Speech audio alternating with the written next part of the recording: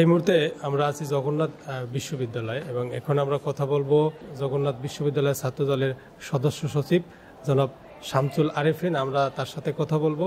আমরা দেখেছি যে ভাইয়া আপনারা এখানে 3 দিন ব্যাপী ফ্রি স্বাস্থ্যসেবা কর্মসূচি পালন করতেছেন এবং সেখানে আমরা দেখলাম যে অনেক শিক্ষার্থীরাও এসে তাদের স্বাস্থ্যসেবা গ্রহণ করছেন এবং প্রয়োজনীয় ওষুধপত্র তারা এখান থেকে সংগ্রহ করতেছেন।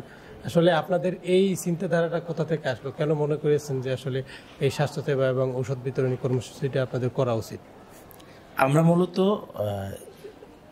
গণঅভ্যুত্থান পরবর্তী সময়ে পোস্ট ট্রমাটিক ডিসঅর্ডারের যে ব্যাপারটা, যে এক ধরনের চাপ তৈরি হয়, সে কারণে আমরা মানসিক স্বাস্থ্যসেবার কথা ঘোষণা করেছিলাম গণঅভ্যুত্থানের পরবর্তী সময়ে। আমাদের ওই গণঅভ্যুত্থান, আপনারা জানেন যে মানসিক স্বাস্থ্যের যে সেবামূলক কাজটি, এটি একটি কোঅর্ডিনেট করে সাজিয়ে তারপরে কোর্সটা করাতে হয়, মানে সেবাটা দিতে হয়।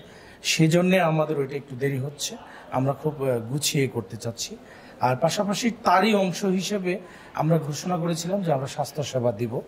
তো সেটি আজকে আমরা দ্বিতীয় দিন করছি। প্রথম দিন শুরু করেছি, আমাদের এখানে ব্যাপক সাড়া পেয়েছে। প্রথম দিন আমরা 400+ শিক্ষার্থীকে স্বাস্থ্যসেবা দিয়েছি।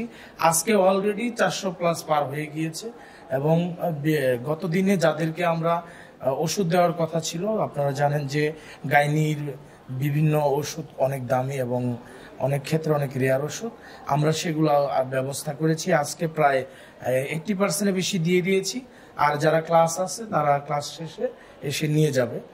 অত্যন্ত আনন্দের সাথে জানাচ্ছি যে আমাদের যারা শিক্ষার্থীবৃন্দ আছেন তারা খুব আগ্রহের সাথে আমাদের এই স্বাস্থ্যসেবা নিচ্ছে, যা আমাদেরকে ধন্য করছে এবং পরবর্তী কার্যক্রম পরিচালনার জন্য আমরা আরো বেশি উৎসাহ বোধ করব এবং এটি আমাদের জন্য অনেক বড় অর্জন, আমাদের ভালো লাগার জায়গা।